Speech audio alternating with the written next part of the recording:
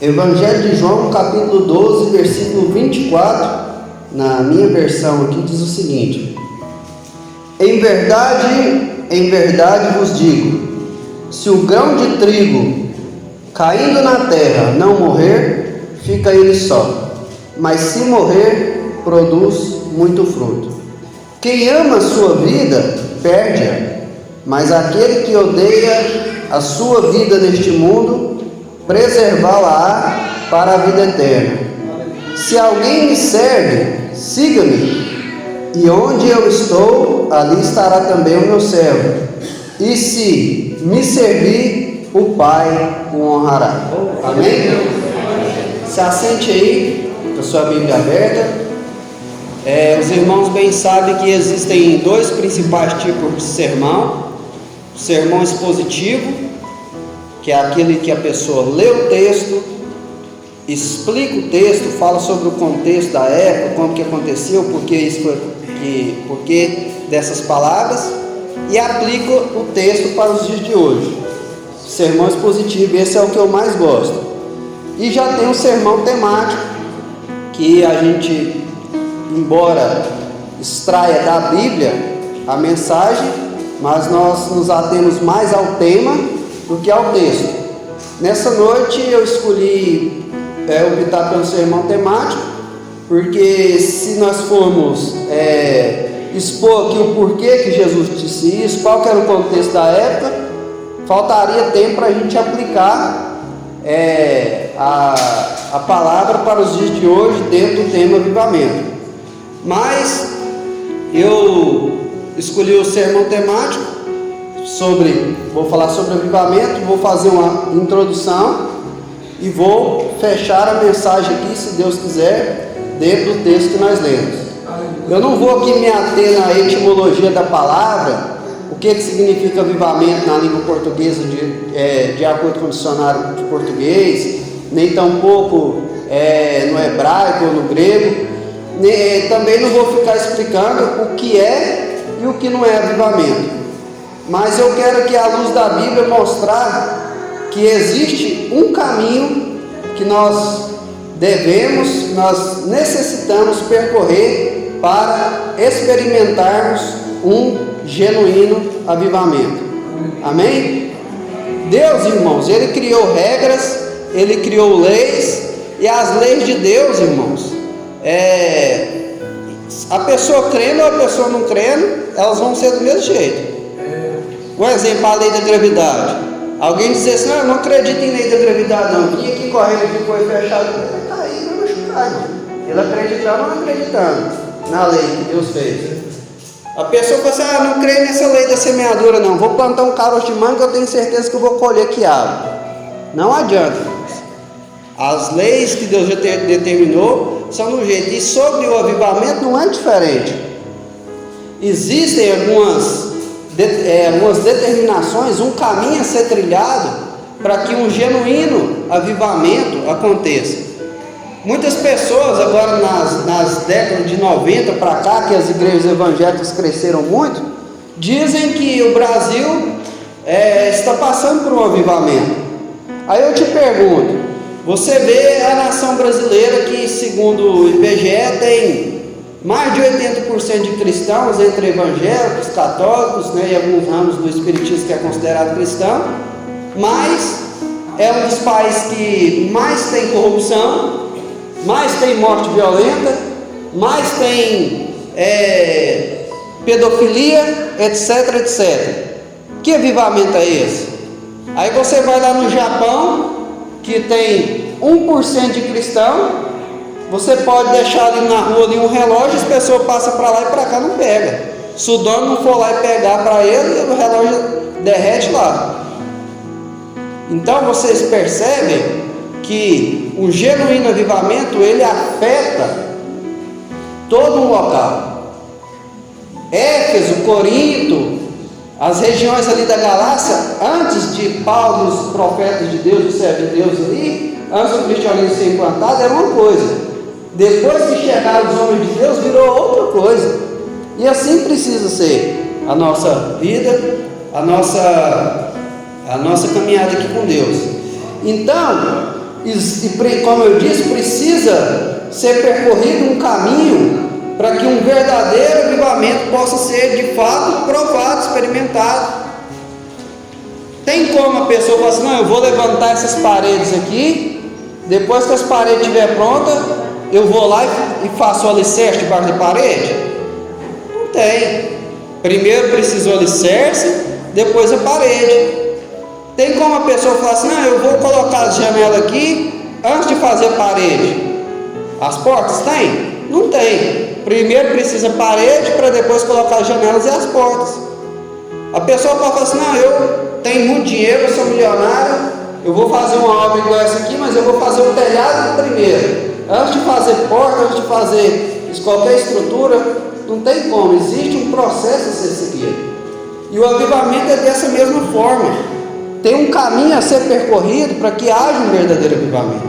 Aleluia. E entre esse caminho aqui, eu separei aqui apenas 3 atitudes que são imprescindíveis para que haja esse avivamento. A primeira atitude: arrependimento. Não existe avivamento sem arrependimento. Arrependimento é metanoia, é mudança de mente. É a pessoa deixar de ter uma mente carnal, uma mente de Adão, e ter uma mente espiritual, uma mente de Cristo. Quando os profetas chegavam ali na antiga aliança para pregar para o povo, qual que era a mensagem central deles? Arrependei-vos, deixa esses ídolos, deixa a idolatria, deixa a mentira, desamar da impiedade, arrependa.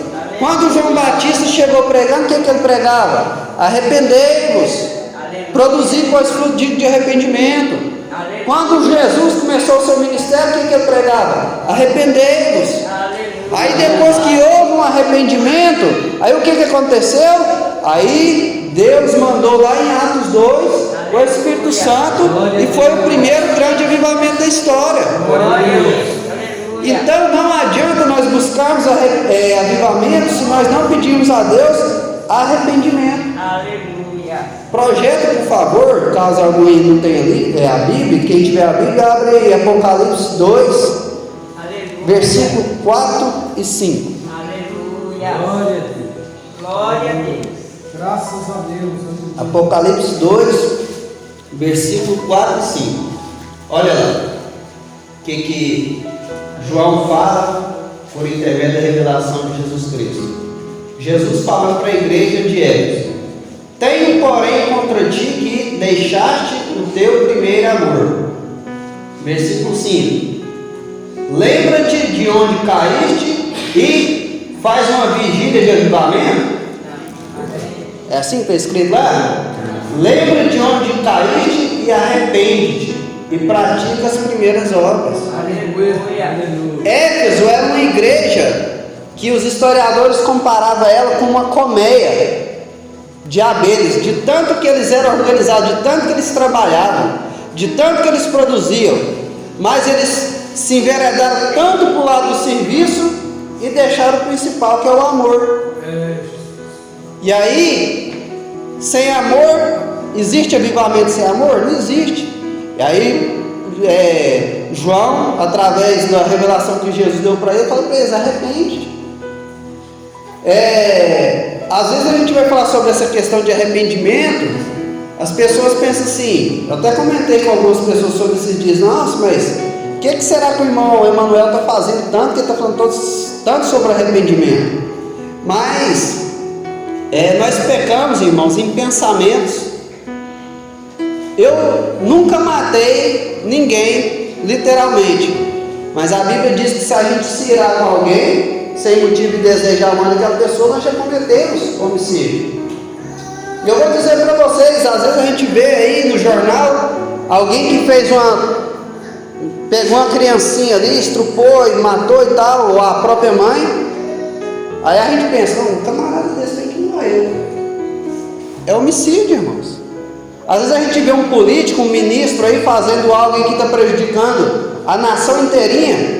Não sei você, talvez você é mais crente que eu pensei que morreu uma praga dessa aí que está prejudicando o Brasil inteiro. É homicídio, irmãos. Às vezes a gente vê um presidente aí mandando ir lá e soltar bomba no outro país, fazer guerra. Você percebe, melhor morresse do que morresse tanto de gente. É homicídio, irmãos. Nós precisamos arrepender. Às vezes eu nunca adulterei fisicamente, mas a Bíblia diz que se você vê alguma coisa, ou eu ver alguma coisa e desejar, já é um adultério. Às vezes a gente peca em omissão. Quantas pessoas, pastor Nunes, que já tiraram a sua própria vida, e se nós como igreja do Senhor fosse uma igreja menos omissa, cuidasse mais uns dos outros, talvez eles estariam aqui entre nós. Vai ser cobrado, irmão. Nós precisamos de arrependimento.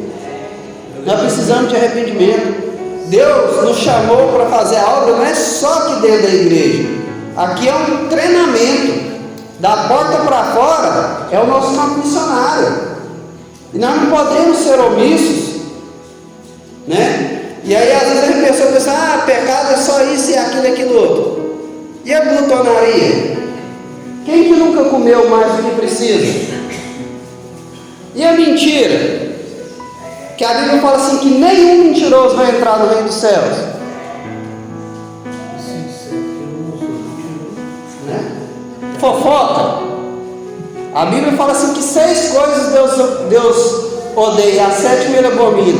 Aquele que semeia contenda entre os irmãos. Desobediência. Então, meus irmãos, nós precisamos de arrependimento. Todos nós somos pecadores, todos nós precisamos de arrependimento. Segundo local, a segunda coisa que nós precisamos para experimentarmos o verdadeiro avivamento: quebrantamento. Quebrantamento, irmãos, é uma tristeza profunda pelos meus pecados e pelos pecados do mundo. Abre a sua Bíblia aí, peça a irmã para projetar, Neemias 1, versículo 2 a 4. Quebrantamento, irmãos. A história dos avivamentos vão dizer que sem arrependimento, sem quebrantamento, não há avivamento. Olha lá. Que veio Anani, um dos meus irmãos, ele e alguns de Judá, e perguntei-lhes pelos judeus que escaparam e que restaram no cativeiro e acerca de Jerusalém. E disseram-me: os restantes que ficaram no cativeiro, lá na província, estão em grande miséria e desprezo, e o muro de Jerusalém fendido e as suas portas queimadas a fogo.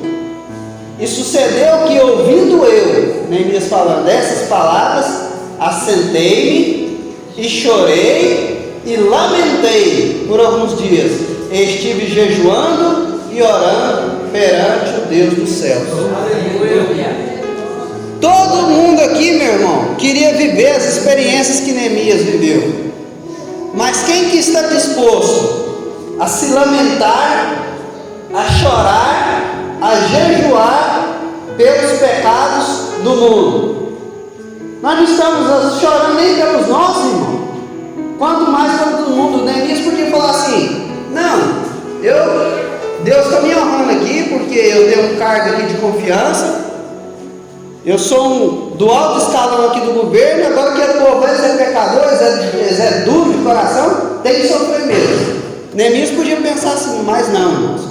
Quando ele soube a situação miserável que os seus irmãos estavam, ele se assentou, ele parou tudo, lamentou, chorou, orou e jejuou pelo aquele povo. Aleluia.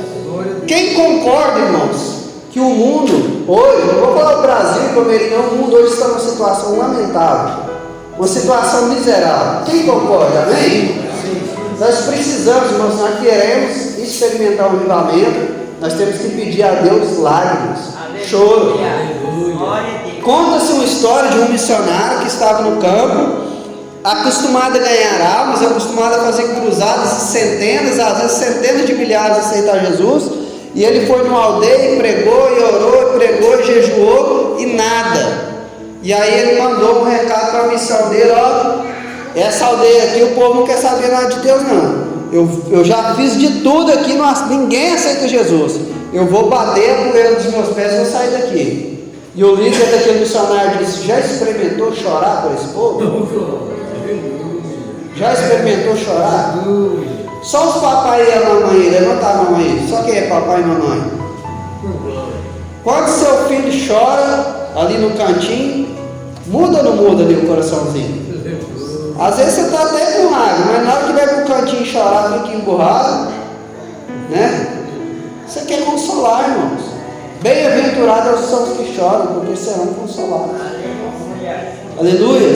Então, meus irmãos, nós precisamos aprender a chorar.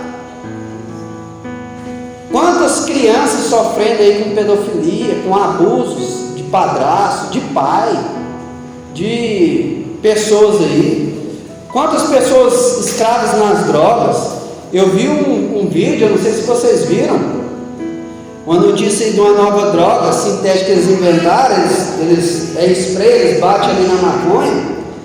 E estava mostrando os vídeos lá. A droga é tão letal, mas tão letal, que até o PCC proibiu, porque a pessoa compra ali uma, duas vezes, acabou, morre. Aí não dá lucro para eles até proibiu.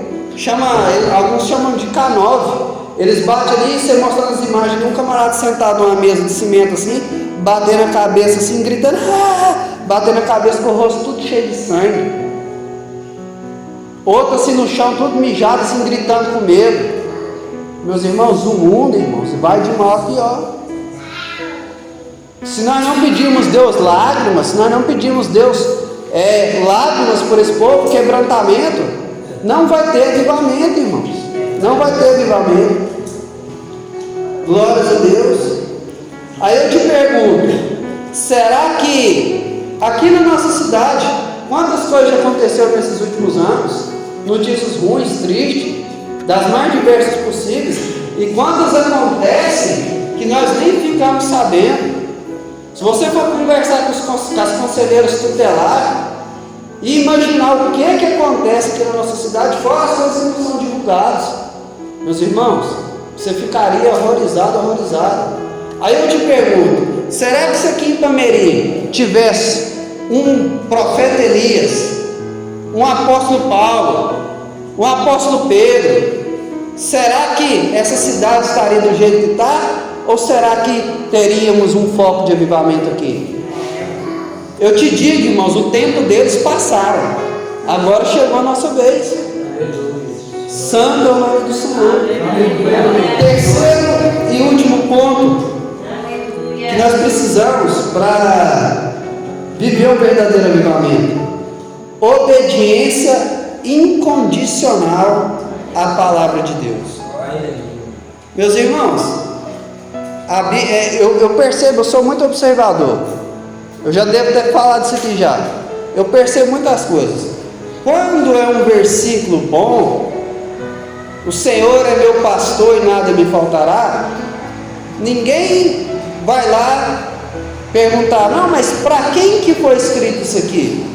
Mas o que significa essa palavra no original? Ninguém vai. Agora, quando é uma que exige renúncia, que exige um procedimento diferente do que nós gostamos de fazer, que bate de frente com a nossa religiosidade, aí a pessoa fala assim, não, mas peraí, isso aqui é para a igreja de Corinto, não, mas peraí, isso aqui é para os judeus. Meus irmãos, nós precisamos de obediência incondicional à palavra. Se nós queremos viver um avivamento, nós precisamos de obediência incondicional à palavra. Eu já disse isso, eu não sei se foi aqui ou outro lugar que eu fui pregar, o exemplo dos 3 jovens na fornalha.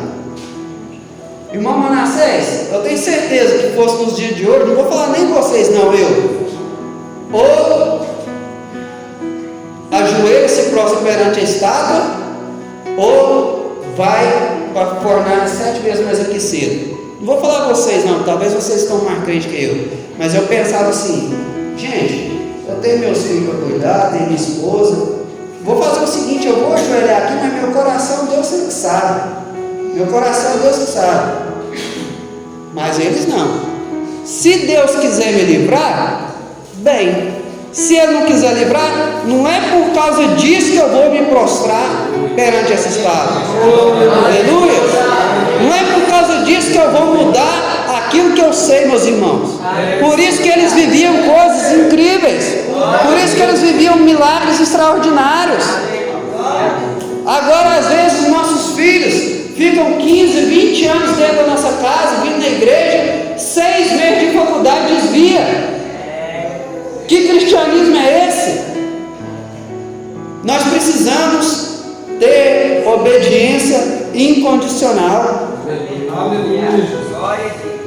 Já disse aqui dos jovens, já disse de Daniel, já disse aqui do apóstolo Paulo, quantas vezes foi preso, pedrada, naufrágio. Quando você vai ler Hebreus capítulo 11, sobre os heróis da fé, vai dizer ali que homens, para não negar sua fé, foram cerrados ao meio. A Bíblia não fala, mas os historiadores vão dizer que o profeta Isaías foi cerrado ao meio por aquilo que ele acreditava. E os historiadores vão dizer que não é assim não, ó, cerrado assim não, é assim, ó. Quem já foi no açougue e viu um serra-fita cerrado e um osso de porco, um osso de vaca, chega a feder queimado. Olha o ponto, irmãos, que aqueles homens estavam dispostos a chegar pela sua fé. Por isso, irmãos, que eles viviam coisas extraordinárias. Por isso que às vezes a gente lê a Bíblia e fala assim: meu Deus, o que aconteceu? Será que Deus mudou? Porque eu não vejo nada disso. Cadê aqueles que estão dispostos e dispostos a obedecer incondicionalmente? Meus irmãos, tem coisas na Bíblia, meus irmãos, que são claras, mas a gente faz vista grossa e a gente vai consentindo. Coisas que hoje acontecem naturalmente no nosso meio, há 20, 30 anos atrás era inaceitável, mas vamos cedendo um pouquinho aqui, vamos cedendo um pouquinho ali, e aos poucos nós vamos nos amoldando a este mundo. Conta-se uma ilustração que o diabo ficou insistindo muito tempo com um camarada que arrumou uma casa nova, uma mansão muito bonita, e ele ficava insistindo: deixa eu morar aí, de jeito nenhum, deixa eu ficar aí, de jeito nenhum, e muito tempo insistindo, e aí, com muito custo ali, muita negociação, ele falou o seguinte: então faz o seguinte, deixa eu pôr pelo menos um preguinho nessa casa aí para ser meu. E aí, tá bom, coloca esse preguinho aqui, é seu, mas me dá sossego. E aí colocou o preguinho, a casa linda, toda bonita. De repente chega o diabo com um saco de carniça para colocar no prego. Cara, não, isso aqui não entra não, entra o preguinho aí, eu vou colocar no seu lá. E assim, irmãos, é a nossa vida espiritual. Nós vamos fazendo concessões, vamos fazendo, dando um jeitinho aqui, um jeitinho ali, cedendo ali. Quando a gente percebe, nós, como diz o goiano, já foi embora o boi com a corda e tudo. É terrível, irmãos. Terrível. Mas, para tudo isso acontecer, ou seja, para que nós possamos ter arrependimento, para que nós possamos ter quebrantamento, para que nós possamos ter obediência incondicional, é necessário uma coisa. Quantas coisas? Uma coisa é necessária para isso tudo acontecer: morrer para nós mesmos. Foi o texto que nós lemos aqui. Se a semente de trigo cair no chão não morrermos, ela não dá fruto. Para nós arrependermos verdadeiramente, nós precisamos morrer para nós mesmos. Para nós experimentar o verdadeiro quebrantamento, nós precisamos morrer para nós mesmos. Para nós experimentarmos a obediência incondicional, nós precisamos morrer para nós mesmos. Aleluia. Glórias a Deus. Alguém certa feita disse: homens vivos para si mesmos são um desastre para a obra de Deus. Vou repetir: homens vivos para si mesmos são um desastre para a obra de Deus. Meus irmãos, um homem vivo para si mesmo, ele é muito bom de argumento, mas é péssimo em arrependimento. Adão quis viver do jeito dele. Deus chega para ele e fala assim: Adão, onde você está? Aí Adão, em vez de falar assim: não, Senhor, eu pequei contra o Senhor, me desculpa, eu fiz o que eu não devia fazer. Não, ele foi argumentar: uai, foi a mulher que você me deu. Aí Deus vai lá e fala para ela: e aí? Uai, mas foi a serpente. Quem está vivo para si mesmo, irmãos, é bom de argumento, mas é ruim de arrependimento. Chega quem tem criança, chega: meu filho, por que você fez isso? Ah, mas fulano e fulano fez assim comigo, minha irmã fez isso, foi aquilo. Sempre tem um argumento. Sempre tem um argumento. Aí, só quando a semente de trigo cai no chão e morre, que ela dá fruto. Agora, uma pessoa, irmãos, quando ela é morta para si mesma, ela não fica querendo argumentar, ela se arrepende. Quando o profeta Natan confrontou Davi, Davi caiu no chão ali, chorando em arrependimento. Ele não ficou argumentando, não. Ele ficou argumentando: ah, mas minha mulher não deita comigo. Ah, mas a mulher também não vigiou tomando banho aí, me dando mole. Não, ele se arrependeu. Então, meus irmãos, só uma pessoa que é morta para si mesmo, ela vai se arrepender. Eu, mas o presbítero Rubens, nós fomos visitar um jovem da nossa igreja que está nessa época de rebeldia e ele estava voltando aos poucos, mas ele estava muito revoltado e brigando com todo mundo na igreja, não queria saber mais de igreja. Nós fomos lá visitar ele. Aí o presbítero Rubens começava, mas fulano fez isso comigo. Ah, mas fulano fez isso comigo, fulano fez isso comigo. Aí o presbítero Rubens falou assim para ele, João Lozano, falou assim para ele: meu irmão, vou te falar um negócio. O evangelho não é sobre você ter razão. O evangelho é sobre você se entregar. Aí começava a falar para ele: ah, mas aí aquele dia o líder de Jó fez isso comigo. Meu irmão, não se justifica. O evangelho não é sobre ter razão, o evangelho é sobre entrega. Aí, ah, mas aquele dia lá o líder de louvor lá fez... Irmão, não queira ter razão, o evangelho é sobre entrega.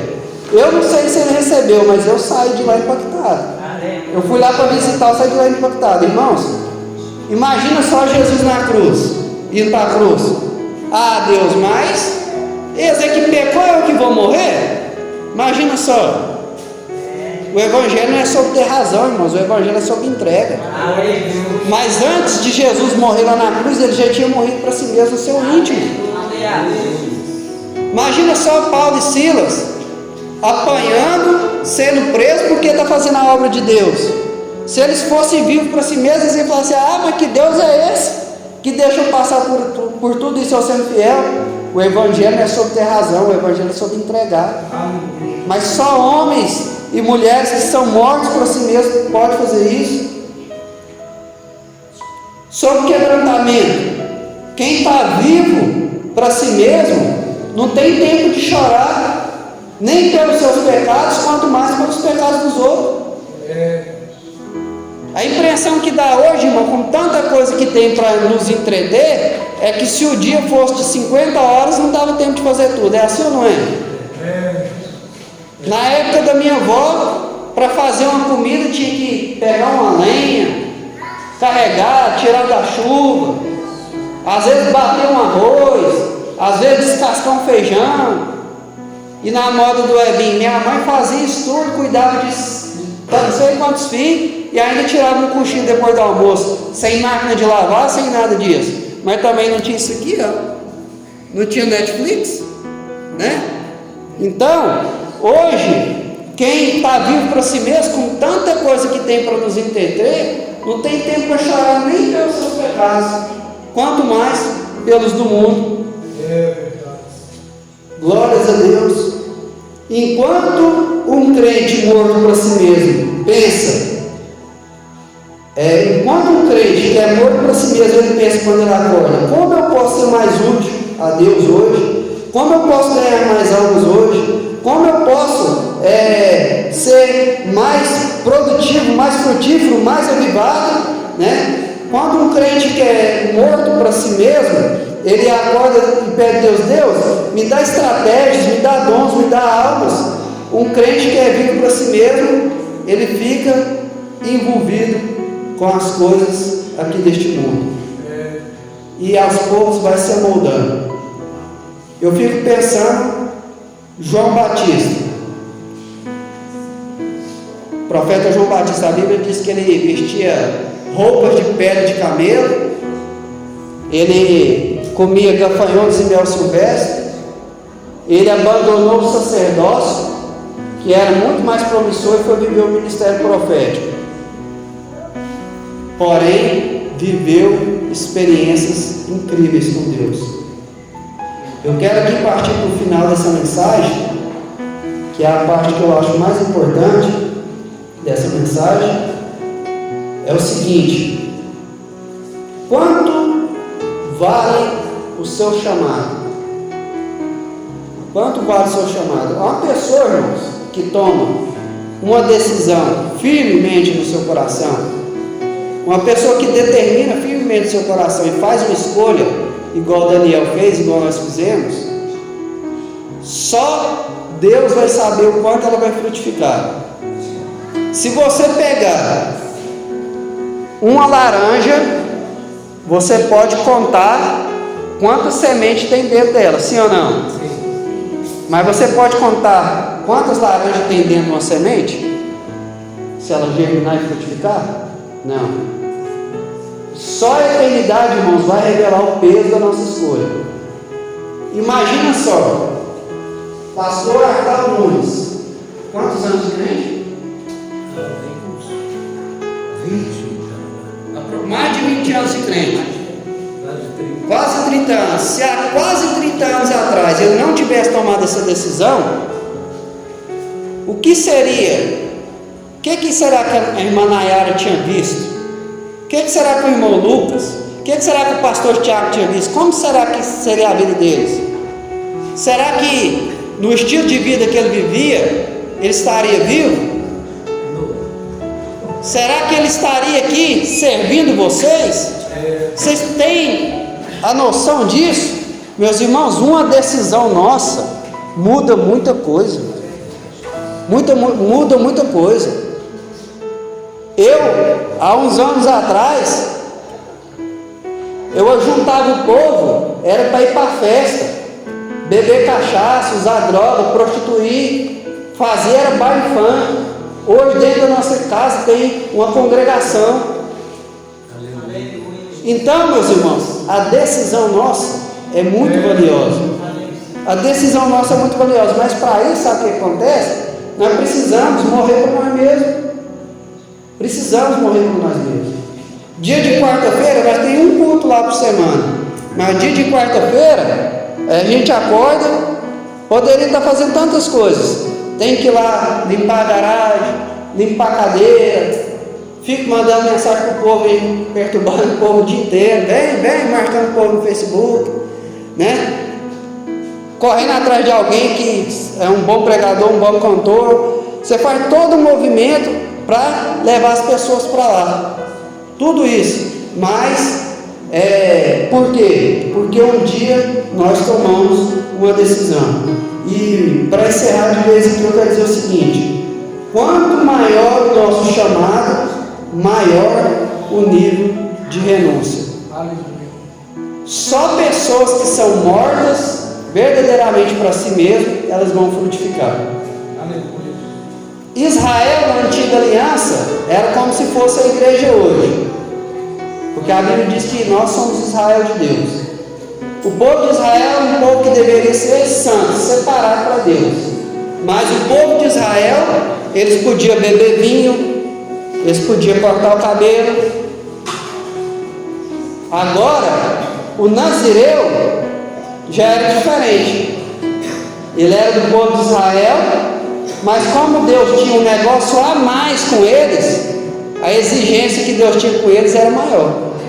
O nazireu não podia beber vinho, o nazireu não podia chupar uva, nada ali, que era uma das coisas que eles mais gostavam. não podia cortar o cabelo, lembra de Sansão?